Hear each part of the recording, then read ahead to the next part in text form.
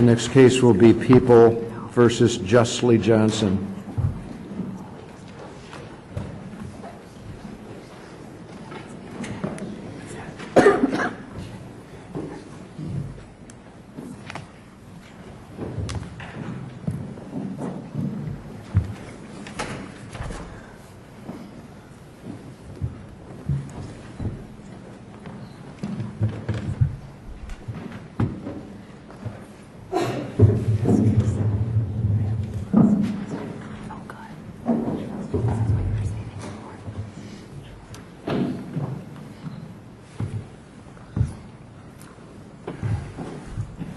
Two of the justices, Justice McCormick and Justice Wilder, will not be participating in this case. Mr. Syed? Thank you. Good morning, Mr. Chief Justice. Imran Syed of the Michigan Innocence Clinic on behalf of the defendant appellants Justly Johnson and Kendrick Scott. I'd like to reserve up to 5 minutes for rebuttal, and I will keep track of my own time. I'd also like to introduce co-counsel here at the table, David Moran, Rebecca Hahn, and student attorneys Amanda Kenner, Rebecca Weiss, and Abby Lent. The main question presented here concerns the materiality standard of what's come to be known as the Crest test. In short, that standard is met when a defendant has shown, in light of the new evidence, weighed collectively with the full record of the case, that a reasonable jury could acquit him upon retrial. However, the lower courts have misapplied that standard in two ways, as shown in this case. First, the lower courts have failed to evaluate the fourth Crest prong holistically, which would require weighing the new evidence, not in a vacuum, but in the context of the original trial evidence. And second, courts have, as Judge Callahan did here, overstepped their proper roles and credibility determinations at this stage, and served to deny new trials because of their personal beliefs or speculation about the evidence, as opposed to answering the correct question at this stage, which is, could a reasonable jury decline to acquit in light of the new evidence? I'll address the specifics of the materiality standard shortly, but I do want to make clear that however the court chooses to define Crest materiality, I do believe it's satisfied in this case, and the court should reverse and remand for a new trial. I'm happy to waive the rest of my free fire period. Well, thank you for the invitation to question you then. If we conclude that Judge Callahan here did not clearly err in finding the son of the victim, Mr. Skinner, not credible, is it possible that defendant can conceivably prevail in this case? In other words, if he's not credible, how could his testimony possibly make a difference, a different result probable on retrial? Do you agree with that proposition? Sure. I think there are two ways to answer that question, and I think what went wrong here is that Judge Callahan evaluated credibility in an improper way. I think Judge Callahan evaluated credibility, and given his own words, he evaluated credibility in a manner of, do I believe this person? In fact, I think there was an argument shortly before the actual evidentiary hearing where Judge Callahan expressed his belief, and this is cited in our reply brief, that he could only grant a new trial if there's, to quote, no way in which the new evidence could not be believed. And he was told at that time that that's not the proper standard. The proper standard is a reasonable probability of a different outcome. And he followed up by clearly indicating that he was conflating the proof beyond a reasonable doubt standard at trial with what a defendant must show to obtain a new trial.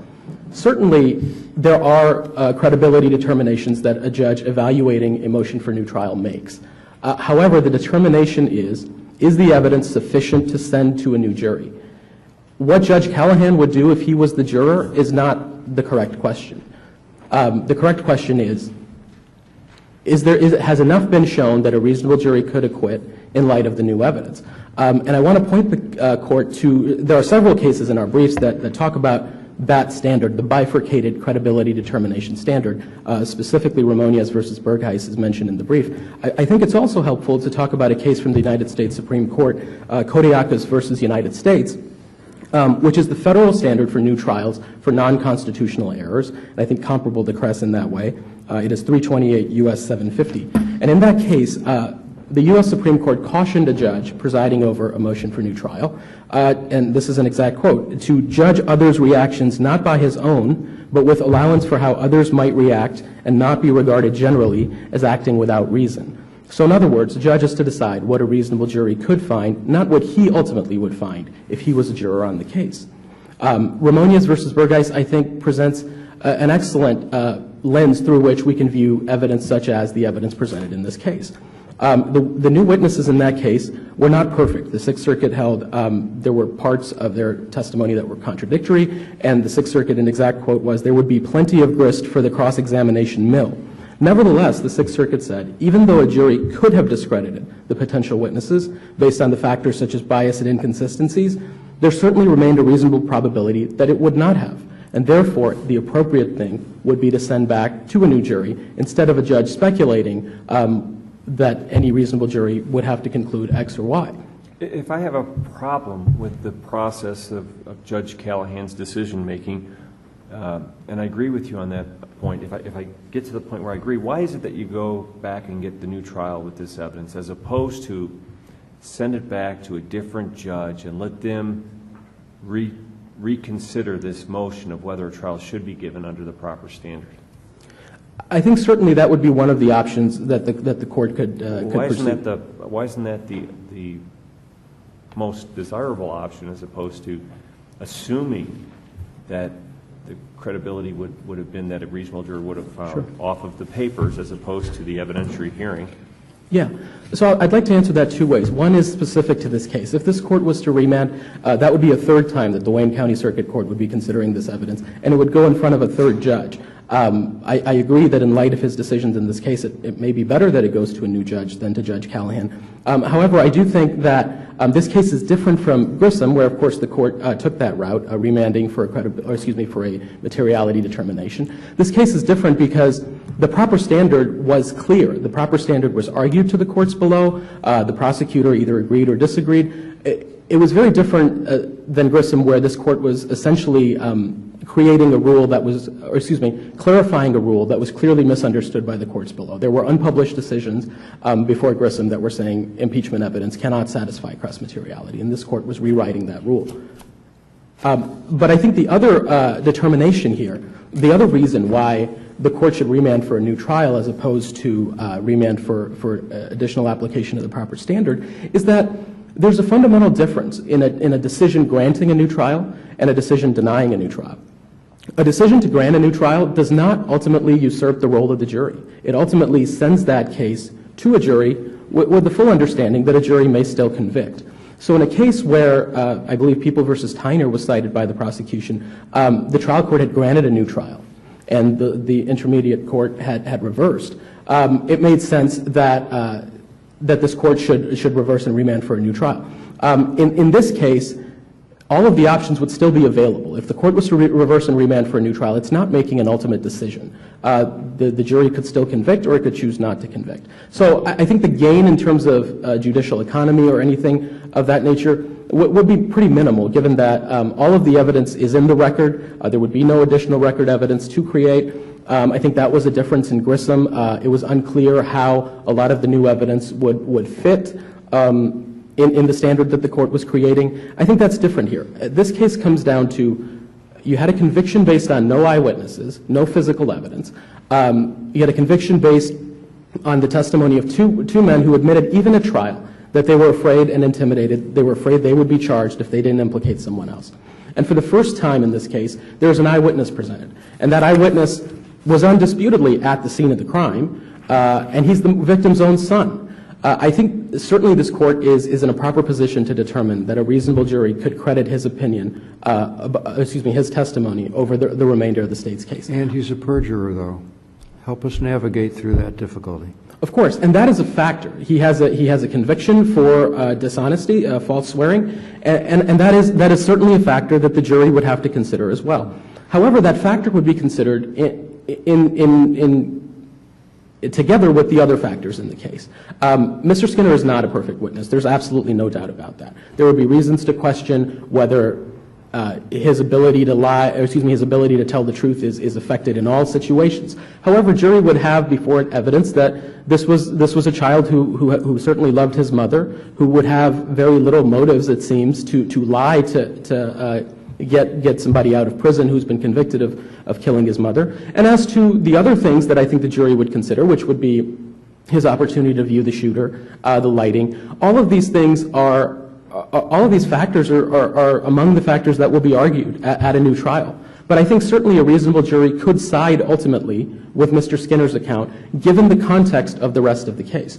And I think that's what's a really important part of the consideration that, although repeatedly argued to the courts below, what wasn't considered. I think the prosecution has said that it was implicitly considered, but there's no evidence of that. And I don't think the court could conclude that Judge Callahan was implicitly evaluating the state's case to be especially strong when he doesn't account for the fact that many things that the inculpatory witnesses testified to were independently shown to be false.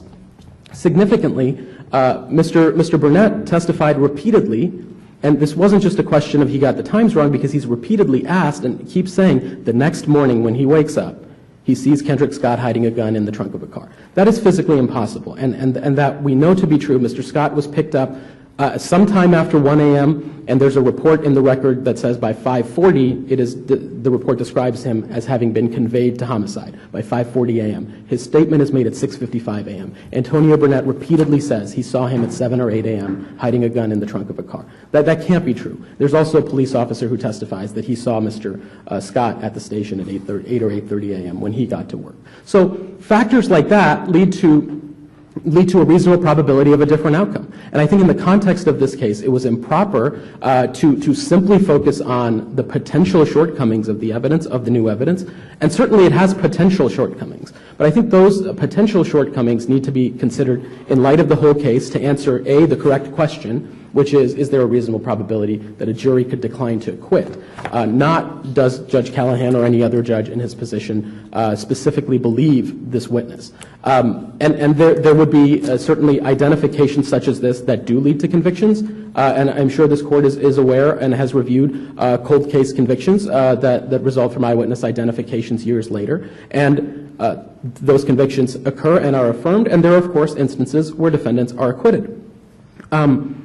So speaking then to the two errors that occurred here, one was a misapplication of the standard in terms of putting the judge putting himself in the way of the jury and analyzing the evidence personally. The other being that there was no holistic review. And I would also like to address one argument that has come up in the lower courts, and I think in the prosecution's brief here as well, which is new trials are supposed to be rare, right? A new trial grant is, of course, a true case warranting a new trial is rare. And that is true. However, I would point the court to its history of jurisprudence going toward the Crest standard. Of course, it wasn't always called the Crest standard. It long predates Crest itself. All of the cases, and certainly this has been my own research, so if I've missed something, I apologize, but all of the cases that talk about we have to deny this new trial because this is frowned upon, that this evidence isn't truly new, go to diligence. Where a defendant has not been diligent, courts can and should be harsh in viewing the evidence and in evaluating why wasn't this presented earlier. Now, in this case, the first three Crest prongs have largely been conceded. The Court of Appeals said that they've never been strongly contested. And I believe the prosecution's brief said that Mr. Skinner was not previously discoverable, or his account was not previously discoverable.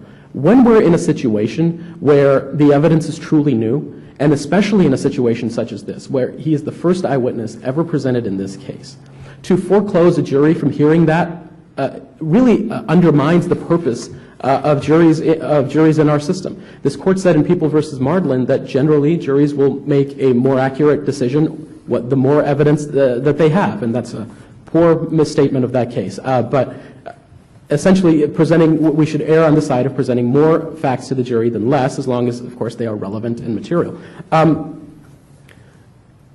So I think a lot of the hesitation that the Court of Appeals had to find that the standard has been met here was misapplying the stringency that the Crest test has entailed. A lot of that goes to, did you make every effort to discover and present this evidence previously?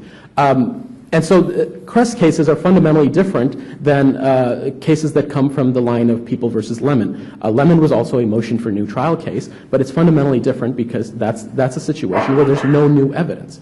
And if a defendant comes in asking for a new trial without any new evidence, certainly the much harsher great weight of evidence standard applies to materiality. But where there's legitimate new evidence, there has been it should be evaluated in terms of, is there a reasonable probability of a different outcome. I believe if the court has no further questions, I will reserve the remainder of my In time. cases of this sort, it's important that the court not merely review the nature of the newly discovered evidence, but that has to be compared in some way to the existing evidence that was presented at trial. I guess, in a nutshell, I'm not bowled over here by the newly discovered evidence, but I'm also not bowled over by the underlying evidence that produced the verdict here in the first place. Is it a fair proposition in these cases that the weaker the nature of the evidence presented at the original trial, the less substantial the newly discovered evidence has to be? That's exactly right, Justice Markman. This court said so in a comparable context in People v. Trachtenberg. The U.S. Supreme Court said something similar in United States v. Akers, where a verdict is already of questionable validity. It will take less new evidence to make that verdict fall. And I think that analysis is exactly correct. We have to evaluate the full case as this case is presented. Certainly the testimony of C.J. Skinner may not make a difference were there ballistics evidence or fingerprint evidence implicating my clients. But in the context of this case, given, as Your Honor said, that we're not bowled over by the strength of the state's evidence at trial. And that's an interesting comment that Your Honor made, because in this case, Judge Callahan declared the evidence to be very strong at trial. And previously, Justice Prentice Edwards has declared the trial evidence to be very strong. And I think certainly there can be differing opinions on that, and that's why it's really important to take this decision out of the hands of what would you, Judge Callahan or Judge whoever, do, rather, and try to ask judges to make a true assessment of what could a reasonable jury do. Now, in Cody, we don't know, Judge Callahan, in your view, the level of deference that we might typically owe the trial judge in light of the fact that he didn't preside over the trial. Is that fair to say? That's precisely correct. The reason for the deference to trial judges, which was stated in this court's order in People v. Tyner, is that they had the opportunity to view the whole trial and put all of the evidence in context, which of course doesn't apply here because Judge Callahan did not view either of the trials. But on the other hand, one doesn't have to reject Judge Callahan's conclusion that he found it to be a significant factor that the newly discovered witness here had perjured himself. I understand Judge Servito disagreed with that in her concurrence in the Court of Appeals, but I don't think he erred in that respect. It may have been that he didn't compare the two cases closely enough, but I don't think it was an error on his part to consider that this is at least one check mark against the newly discovered evidence of producing sufficient evidence to warrant or produce a new trial. Absolutely. It's a relevant factor. I think Judge Callahan's error particular to that was to foreclose the possibility that this man could tell the truth despite a perjury conviction. Of course, we have witnesses that testify that have dishonesty convictions, and the jury is encouraged to evaluate that in context with the rest of what they're testifying to. And you believe that both defendants here are entitled to the benefit of the entirety of the newly discovered evidence that's been produced since the time of the first motion for relief from judgment? That's correct, Justice Markman. Both defendants. Right. Despite the procedural differences, we had presented case law from sister jurisdictions why the proper materiality analysis would be to include for Mr. Johnson as well the evidence that he presented in prior motions for relief from judgment. And I believe the prosecutor agreed with that point. So I do think that the cross materiality analysis being holistic here should include the husband's domestic violence records, which, by the way, were significant enough to convince Judge Callahan that this wasn't a felony murder case, which, of course, was the only theory that the prosecution ever argued at trial. The prosecution affirmatively, and I think more clearly in Mr. Scott's trial, said there was no intent to kill. And based in part on Mr. Skinner's testimony and the domestic violence records, Judge Callahan concluded that this wasn't a robbery gone wrong. He simply speculated, and I think his words indicate speculation. He says, who's to say, or something of that nature, that these men weren't hired by the husband to commit this crime. If that is in fact true, that's a theory that the prosecution is welcome to attempt to prove with evidence upon retrial. Thank you. Any further questions? Thank you, Counsel.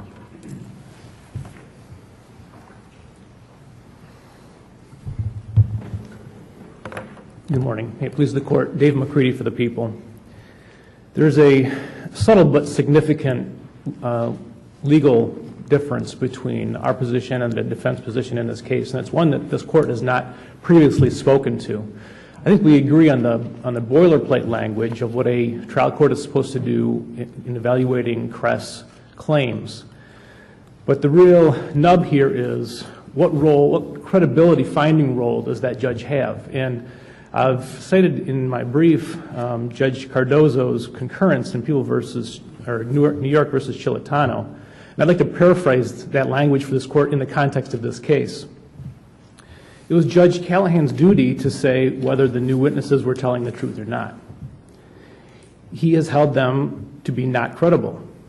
Unless this court can say that he was wrong, this court has no right to reverse his order. The defense's view is that with a conflict of evidence between the trial and evidentiary hearing, Judge Callahan should have abandoned the search for truth and turned it over to a jury.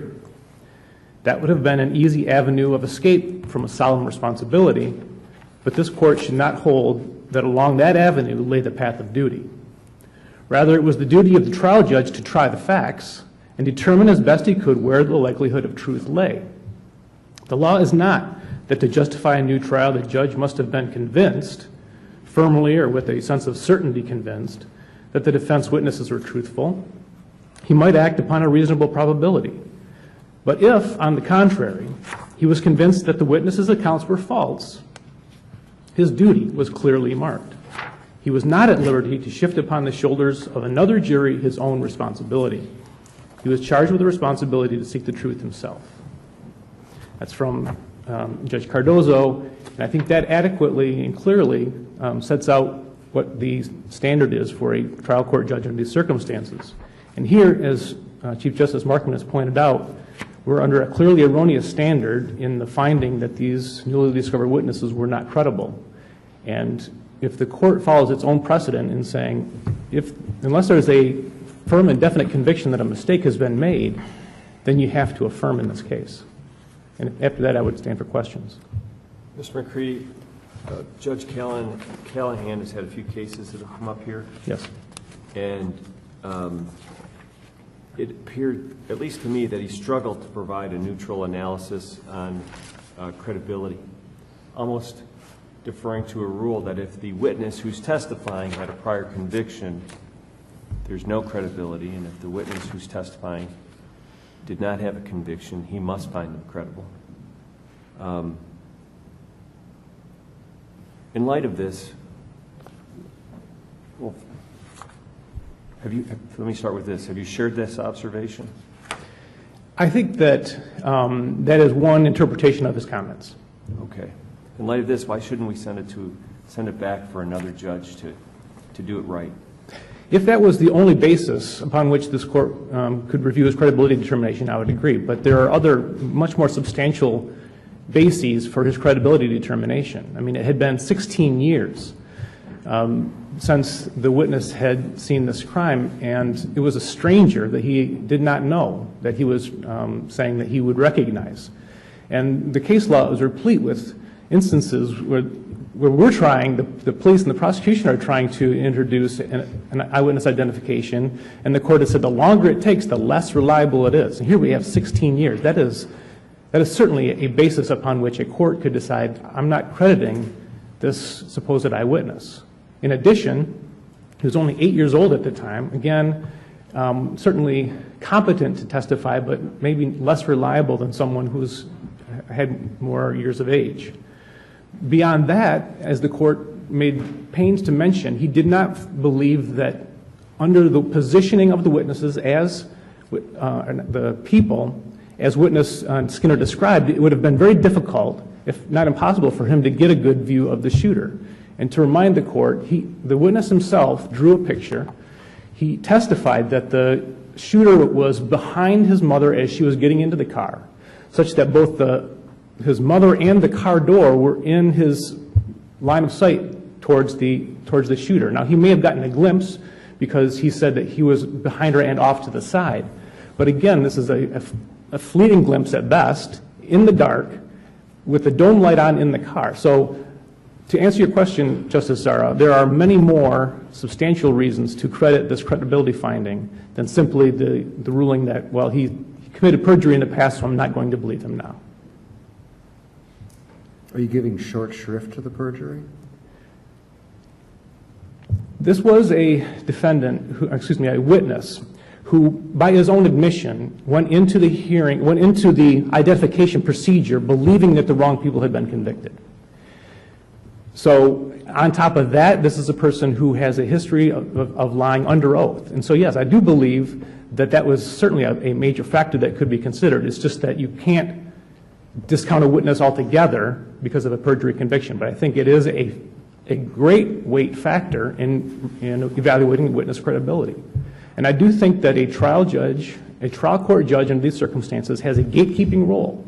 There's a two-step process for a Crest determination. And one is there a minimal threshold of credibility that's been established by these witnesses? And if not, it doesn't need to go any farther. The judge can say, I've heard these witnesses, I've seen them testify, I don't think that they're credible, end of story. It's only if the judge says, no, there is a minimal credibility threshold that has been established here that you weigh against the evidence at trial, which I would point out, there were two trials. In both, the inculpatory witnesses, Burnett and Jackson, testified at both trials. And so we have two independent fact finders, both crediting that testimony. So this is a more substantial case, or it was a more substantial case than the defense is willing to give credit for. And the only thing that they have pointed out to undermine those fact findings of the courts was that witness Burnett was mistaken about when or if he saw one of the defendants hide the weapon, the murder weapon. That's the only thing that they've pointed to. I would also circle back just for a second on the fact that the witness Skinner has admitted that he had interacted with Scott Lewis, that he was convinced when he saw the lineup that the wrong people had been convicted. And I would submit to the court that if the shoe were on the other foot, and this were a lineup where the police had said to a witness 16 years after the fact in a stranger identification case, is this a person of the murderer? Is this a picture of the murderer? And the answer was yes, that identification would be suppressed as unreliable. And that's exactly what would happen here. We're under the same circumstances as that because he went into this lineup thinking the wrong people have been convicted. They're obviously going to show me pictures of the people that were convicted, and I'm just going to say no, none of these are the shooter. So the credibility of, that's another reason that the Judge Callahan did not rely on, that this court could rely on to say there's a suggestion factor here at play. The other thing I would say to this court is, in terms of the threshold inquiry, the law is very clear on recanting witnesses. I think that we can all agree on that, which is to say a judge under these circumstances could deny a motion for a new trial based on the fourth prong of Cress when there's a recanting witness saying, I just don't believe this witness, without ever having to weigh the recanting witness's testimony versus the trial testimony. And that is even if the recanting witness was the only fact witness at trial. In other words, if you look at the recanting witness jurisprudence, the principle is clear that the judge has a gatekeeping role and can deny relief without going any further than saying, I don't find this witness credible. You apply that here, and that supports Judge Callahan's ruling as well. Counsel? Yes. Good morning. First off, welcome to the court. And I was just kind of waiting for my colleagues because I have a litany of questions that I want to kind of go through with you. So I was just trying to find the kind of ample time to do it. And I'll have my colleagues kind of jump in if they have some questions that they want to ask. But I do have a series of questions that I want to go through because I do have some kind of concerns over, this case. So what I want to do is kind of run through it with you, and then we'll take it kind of one by one as it pertains to kind of the arguments that you've been making and what's been presented in the briefs. Okay. So what we have here in terms of kind of an analysis of this case is as we kind of go through it, you were talking about recantation, you were talking about all these different issues. when you take all the evidence together in terms of the recantation, in terms of the new eyewitness testimony, I just kind of want to run through it because I think when you look at this case kind of in its basic elements, it causes some problems and some concerns. So let's go through it. Your two primary witnesses, the witnesses that really were your star witnesses, you know, Barnett and Jackson, these were the people that, for all intents and purposes, am I not correct, were kind of the essence of your case, right? Correct. Okay. And I think it's important to point out we're talking about people who have been in prison now for 18 years. Is that correct? Yes. And these are people who are sentenced to prison for life without any possibility of parole, correct? Correct. Okay. Your number one witness, number one, let's start with Jackson. Jackson, your number one witness, the person that you were reliant on, basically, if I'm not mistaken, had a psychiatric condition in which he basically came forth and said that he often saw and heard things and made up things that never happened, never there. I think we can admit that that's kind of an issue. The second thing that we have to go... Can I jump in there, Your Honor? I didn't mean to interrupt, but I... No, please, because this is going to go... I'm going to be honest. I realize that I ask questions, but we're going to go for a while, so Sure. you can do that. Well, I do think it's important to point out at that point that that witness did clarify about these voices that he heard. And the voices that he heard, he said, I heard my grandfather, who died, I oftentimes will hear his voice when I'm about to do something wrong, telling me not to do it. That was the clarification that he gave. And so that is not... But he also clarified the fact, you know, before his death, and we can get into the merits of this later, that this never happened, that he made this up. Well, right. The grandfather was not present. He was deceased. His testimony was recanted, though. Well, I disagree with that, too, Your Honor, because Jackson is deceased, and what we have is a family member of his who says that allegedly, years ago, he said that I lied at trial. But we also know from the facts that these two families, the defendant's family and Jackson's family, are very close to the point that Jackson's brother accosted him during trial in front of the prosecutor saying, why are you testifying against Mr. Johnson? I understand, and we can get into the merits of this. But I'm putting this all together with the newly discovered evidence. So you have a newly discovered claim here that you have a recantation of one of your star witnesses.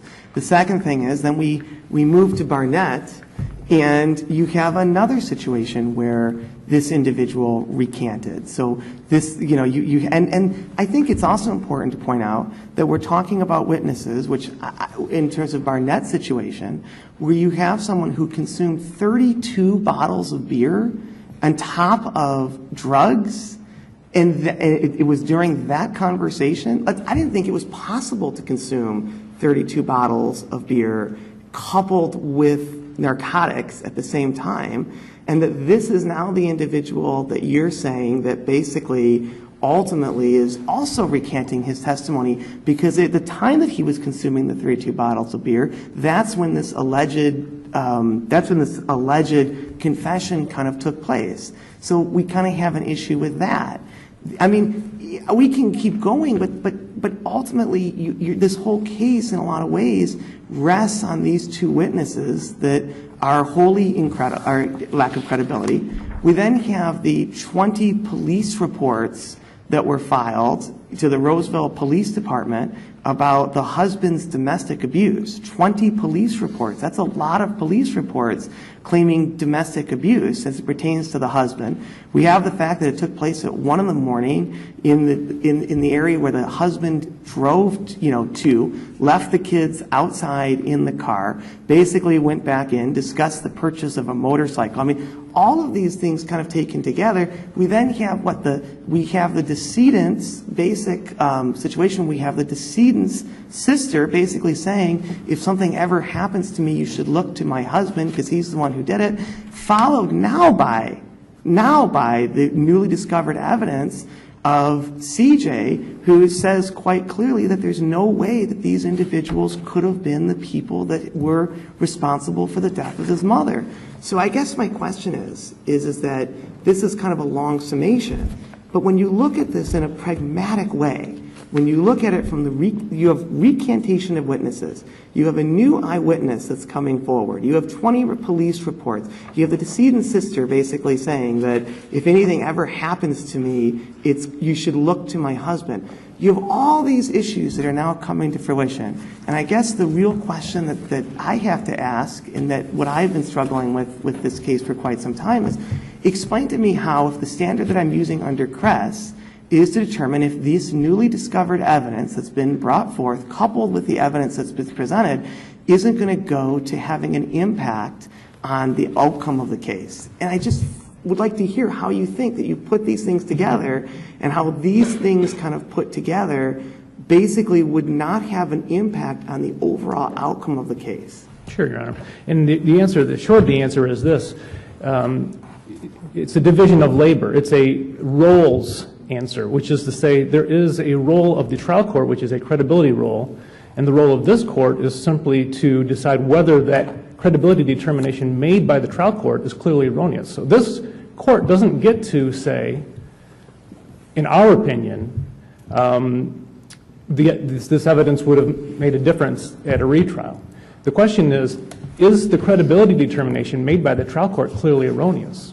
And as I've mentioned, there are a number of solid reasons to say that it's not. But it's conjecture when Judge Callahan said, I mean, I think it doesn't, don't we get into the area of conjecture when we talk about the fact that Judge Callahan said that, well, the witness, because he was a young child, because they went to see the movie Life, was basically going to be sleeping. Isn't that a little conjecture to put forth the notion that an 8-year-old child is going to be sleeping at the time in which his mother gets slain in front of him? That's a little bit far-fetched, isn't it? I would agree, but if that conjecture undermined or overruled or was inconsistent with the other reasons he gave, then I wouldn't be arguing this. But the other reasons are very consistent. They're much more substantial. And I don't think the defense is even arguing that those aren't good reasons for the judge to rely on. But I guess the whole point is that you put these things together. You know, and I guess that's, I just think that at the end of the day, you know, I appreciate the argument that you're making, but when you couple CJ's testimony, the young man's testimony, which I think is, as we put forth, you know, comes to light later on, and we can get into the issues as to why, but comes to forth later on. You put together his testimony and you couple it with all the things that we just kind of went through. You know, your recantation of 2 witnesses, the 20 police reports. I mean, we can go through all that again, and there's more. I mean, it's one thing after another. When you put that together, again, it seems to me that you're making kind of a more esoteric argument that these are the kinds of things that when I take this as a totality would not have an impact on the outcome of this case. Well, the other thing I would mention to Your Honor is that there was a judge that heard Defendant Johnson's case and a jury that heard Defendant Scott's case, and they heard all the impeachment of the 2 fact witnesses, and they yet still found them credible and convicted. So at this point in time, the defendants are not presumed innocent, they are presumed guilty. But they didn't hear from CJ, though. They didn't hear from the 8-year-old child. They didn't hear from him. That's newly discovered. And ultimately, when you have someone who's coming, this is the death of his mom. I mean, when you have someone that's coming forward that's saying there's absolutely no way that the people that, you know, are serving the time for this were the people that did that, I just find it interesting or somewhat, I mean, remarkable that we're even in this dialogue that you don't think that reaches a level that has an impact on the overall disposition of this matter. Well, I think the key fact in that, Your Honor, is that 16 years had passed between when he supposedly saw the killer, and again, there was many reasons to believe that he wouldn't have gotten a good look, as Judge Callahan noted. But well, 16 Judge Callahan years, also, Judge Callahan also noted that ultimately that, well, how could this person be credible because he couldn't remember his teacher that he had in school. You know, I mean, there's a distinction. I think when you look at kind of how this is being done, there's a distinction between remembering who your teacher is in school and the fact that your mom is being murdered in front of you. I think that a lot of people might not remember who their teacher was, but they would probably remember if their mother was killed in front of them. I think that's the kind of thing that would maybe stand out from, their recollection, even though years have passed. Well, I agree, Your Honor. I mean, there's no doubt that C.J. Skinner was in the car, right, and that he experienced his mother being murdered. No one is questioning that. But the fact that he would remember the shooter's face 16 years later, to be able to look at a series of photographs and say, no, that's him, not him. The person that killed his mom. You think that's impracticable, that you would remember the face of the person that killed your parent? I think that a finder of fact could reasonably say... I just couldn't hear. I'm sorry. What was it? I think the finder of fact could reasonably say, I don't think that this rises to the level of a new trial. And Judge Callahan was the finder of fact, and that was his role, not this court's. And coupled with all these other things that we've talked about, all these things from a common sense perspective, all of these things kind of taken together that we've just kind of gone through, all of this taken together, basically would not reach the level of a new trial. I think that this court's jurisprudence is clear under Kress. This is a credibility determination that the trial court is empowered to make, and it's reviewed under a clearly erroneous standard. And where the trial court has good reasons for its credibility finding, this court should not and cannot overturn that ruling, and that's what we're asking for. Is the credibility finding whether they were telling the truth, or as your opposing counsel suggested, whether the judge believed they were telling the truth or were credible, or whether a reasonable jury could believe that they were credible? I'm saying that there's a two-part test here. I do think, because the trial judge at that point is the fact finder and makes a fact finding, right? So that he can decide that the witness is not credible. That's his role at that point in time. In fact, in the District of Columbia courts, they say that in this circumstance, the judge sits as a 13th juror and decides in the jury's stead whether an acquittal would result based on this evidence. Is it an all or nothing determination, whether the witness is credible enough to go in front of the jury or not, or is it just the value of the evidence is less? I would say that there's a threshold determination. Is this credible at all? It's not beyond a reasonable doubt standard. And by the way, Judge Callahan, when he gave his ruling, he articulated the correct standard, if the court would look at that in his ultimate ruling in this case. So what I'm saying is that here the judge said, this doesn't even meet the minimal threshold in order for me to get to what the impact would have been on the jury, because I don't find these witnesses credible to start. What evidence do you even have at this point? I mean, I'm just asking you this question. Like, what, and I'm just being very direct with you, and you're doing an excellent job, so don't take it personally, but I'm just asking you these questions. What evidence do you have at this? I mean, if you were to retry this case, what evidence do you actually have that these are the perpetrators? We have the sworn testimony of two people who said that these two defendants admitted that they were going to hit a lick and that we did hit a lick and we had to kill the woman in the process. But you have the sworn testimony of two people who've recanted and said that it wasn't true and that they lied. Yeah, so that's kind of intense to kind of think that you're going to rely on sworn testimony of people that basically recanted and said that they lied and it didn't take place. Your Honor, the case law on recantation is quite clear that it's unreliable. That, in fact, there's cases that say there's nothing so unreliable as a recanting witness. So at the time of these murders, shortly thereafter, these witnesses took the stand, took an oath, and testified and were cross-examined. Now, 16 years later, they testify again, and the judge says, look, I don't believe you. That's what we have. Thank you, Mr. McCready. Thank you both. The case will be submitted. Your time is up. No, they had more time. I believe my red light hadn't gone on. I'm sorry, you do have 1 minute to go. Please proceed. Excellent. I'll make the most of it. There were a couple of very important factual misstatements there. When confronted at the evidentiary hearing where Mr. McCready wasn't present, so I'm not saying this was on purpose, he specifically said that his first impression was not that these men were wrongfully convicted. If we look at the first letter he ever sent to investigative reporter Scott Lewis, he said, if it's him, I'll testify against him. That was his conviction from the get-go. You didn't hear anything about recantations out of me, because I think here what we have is something much more significant. We have independent facts we know from trial that say this conversation Mr. McCready just referred to couldn't have occurred because Mr. Scott was already in custody at that time, and the details on that are in our brief. And I would also encourage the court to review the case law cited from the Sixth Circuit and also published decision from the Court of Appeals here. I think that's much more controlling as to the role of a trial judge at this stage than the concurrence that Mr. McCready was pointing out. If the trial judge concludes that a reasonable jury could acquit based on this, then the proper decision is to grant a new trial. Thank you. Thank you again, counsel. We'll stand in recess till 12:35.